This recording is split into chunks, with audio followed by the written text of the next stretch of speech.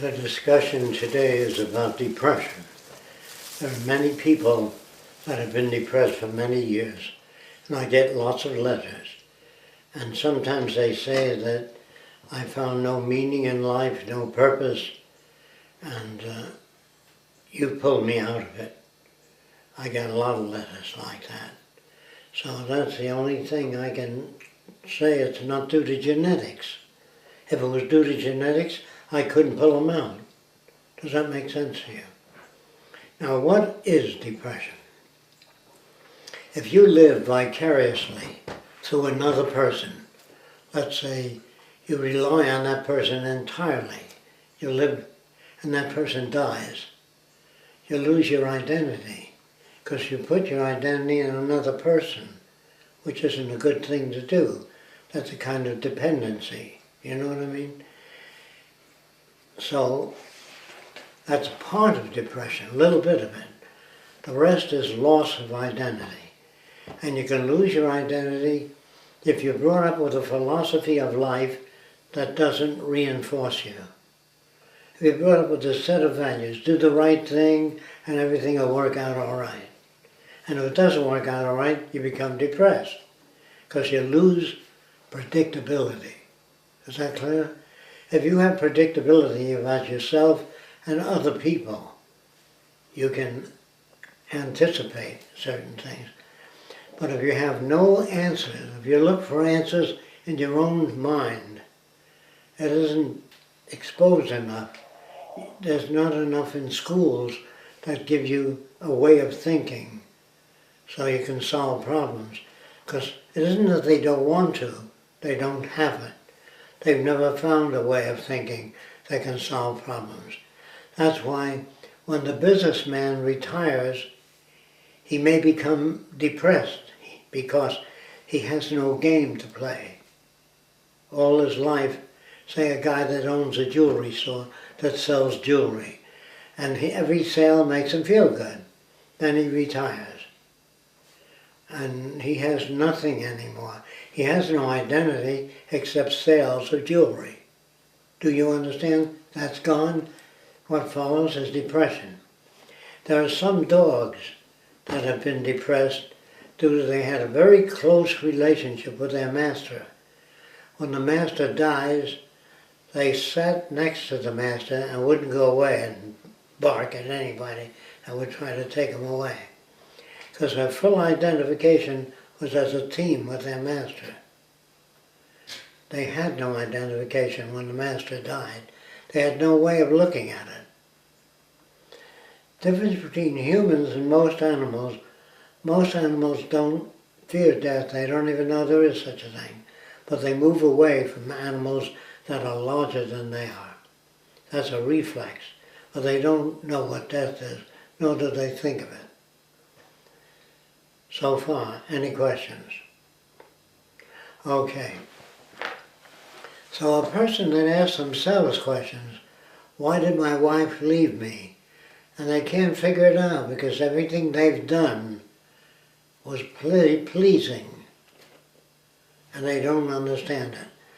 That is not necessarily a logical question. Your wife may have left you for many different reasons. That she likes a guy tall with blonde wavy hair, or stocky, or whatever. And if you don't meet that image, she might leave you. The assumption that she won't leave you is what can depress you. Your assumption about the world, surely they won't have another war while they're having a war now. You can't say that. You can say, I'd like to see peace on earth, so you work toward it. But if you hope there's peace on earth, you might get depressed by the next war. See, when people say to me, when will the Venus Project be built? The honest answer is I don't know. I don't even know if we'll get there. But I can't accept what I see, so I try to intervene. Intervening, does that mean we'll have a better world? Not necessarily. Whatever you get is what you get. Do you understand that? The assumptions, surely people can all see the logic of a one global society. No, they can't. That's a major problem. So you use different techniques to try to get them oriented toward that. Okay, so what is depression and how do you get rid of it? If you're depressed, it means you're looking within yourself for answers, and you can't get that. How did I get it? I didn't find it in psychology books at all. Here's how I got it. I sat down and I said, what is depression? I said, I don't know. How can I know what it is? But a depressed person always seems to have a low self-image. Do you know what that means? I'm not getting anywhere in life. I'm not respected. 3 girls left me, whatever it is. It's a low self-sufficiency to start with. Now, instead of looking for the girl of your dreams, you try to make her. You know what that means? Educate her in whatever way you can. Doesn't mean it'll work perfectly, no. But it'll work better than you doing nothing. Do you understand that? Therefore, depression is not only loss of self-image, they have none. The guy finds himself in the Marines and he wants to be successful in the Marines, and that can't bring success. Unless they give you medals and everybody pats you on the back. That's your self-image. I made it, you can say. Or an actor that does a theater actor that acts before an audience, a live audience, and they applaud after. That makes him feel good. A movie, he doesn't know. If he works in a movie, he doesn't know that people are going to applaud. Do you understand that? Therefore, he could encounter depression. Anybody that does any routine, a job, a jeweler, a plumber, an artist, a painter, if they don't get reward for their painting, like you're a genius, you're a good creative, that makes them go on painting. But when people say, what the hell is that supposed to be? If they paint because they like to paint, that's much better if that occurs. If you go for a walk because you like to go for a walk, not because the doctor told you to go for a walk every day, at least a half hour. But if you don't do it because you want to do it, if you go out for a walk through the country and you smell the trees and you look around and you're pleased by that, do it. If it depresses you going for a walk, you have to restore the self-image. In most instances, there is no self-image. So you have to give them a self-image. You have to talk about a lot of things. The person says, gee, I didn't know that water became ice suddenly. I thought it was gradually it became ice. Well, whatever it is, if you expose them to different branches of science and they begin to find answers that satisfy them, their self-image grows. But if you make a Lutheran of a person and says, have faith in God, He'll look after you, if you put that faith in somebody you can't see or touch, it may carry you through. Because you know there's somebody up there that loves you, even though nobody does. That there is somebody up there.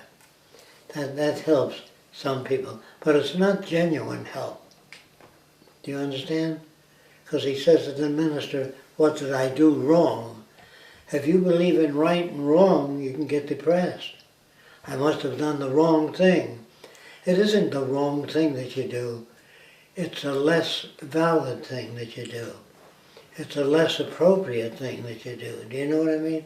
Not wrong. If you work on something, snap out of that depression.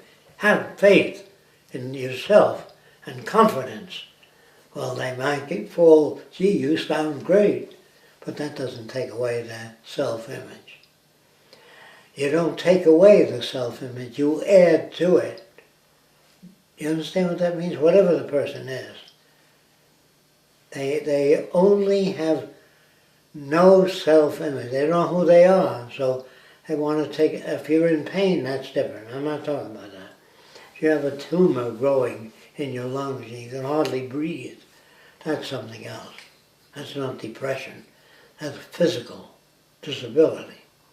But if you have your health and you feel that you're learning something every day, Don't ever assume that you can fix something too. You can try to fix it. I'm going to try to fix it. If that doesn't work, you come at it another way. If that doesn't work, you say, I can't handle it. I need more information in that area. That's what self-confidence is. The more genuine information a person has in certain areas, people that do feel, I can't get up before 100 people and say something because I worry about whether I'll goof and they'll laugh at me, you know. Here's how you handle that. You never talk to people to win approval. You talk to people to inform. If you were in a building, you were in the hallway, and a big beam fell on fire, you can go in for the 1,000 people, say exit as fast as you can, there's a fire, and you don't feel bad about it. Because what you're saying is essential to their well-being. But when you gamble and you say, I don't believe in God at a church meeting, they can all say, what? You know, they're not going to say, how do you account for all this? They don't even do that. If they don't do that, there's no bridge. You have to build a bridge. Even a religious person, when they get a window cranking, they crank it, the window doesn't open, they take it back to the company. They need verification. When they buy something, the guy says, if you buy this window, it's hurricane proof because there's a sheet of plastic between two sheets of glass, so you can't smash it with an object. And you have to give the person with a low self-sufficiency a high self-sufficiency by giving them a direction, or her, so they don't concentrate on themselves. I've been working all these years and I have nothing to show for it. Did you assume that you would have something? What you have to do is engage in self-image and asking questions. Why am I depressed? Why do I feel insufficient in the crowd? Because I'm hoping the crowd will like what I say. I don't give a shit. If they believe the earth is flat and I find out it's round, I enjoy telling them it's round. If they refuse it, that's their problem, not mine. But if you feel you are unsuccessful in presenting an idea, the assumption that you will be successful is depressing. Do you understand that? That's what makes depression. When you do something and nothing happens. When you row a boat, it doesn't move. If you can get in a boat but you don't know how to use the oar and it doesn't move, you get depressed. When you pull on a string and the motor doesn't start, what the hell, you pull it on until it does start. Or you learn that you might have to change the spark plug. It might have a shorter gap or a longer gap, and you bring the gap closer together so you have a spark. If you don't know those basic things, you can kick the lawnmower. We tend to project living human characteristics into things. Sometimes if your binoculars don't work, you throw them on the couch. You know what I mean? Because you get mad at the binoculars. You give it a personality. God damn it, you should work. I paid $40 for it. That's why it should work. No, you paid $40 and it doesn't work. So you take it back. Or you leave it until you go into town again. But throwing it on the couch or the floor doesn't make it work. Sometimes, if there's a loose wire in your TV set, you kick the set and the wire, it'll go on again. And so sometimes that carries on that type of value system. I think I covered everything related to depression. It's a low self-image, or no self-image, or looking for justice. If you give them something to do that they identify with, not something that you like, something, talk to them about Venus Project, work on it, talk to other people, then they feel they're doing something. If other people don't understand them, they might feel disappointed. What they're disappointed in is their inability to make contact with other people. So it takes practice and error and mistakes. When I first walked over to Klan people, so why are you beating up the black guy? He didn't do anything to you. They just said a nigger lover from the north. They did not hear that, nor could they hear that. Do you understand? So if you talk to a depressed person and you show them what it is, so they know what's wrong with them, they don't have a self-image. How do you get a self-image? By learning new things. By learning things that take you out of the old value system.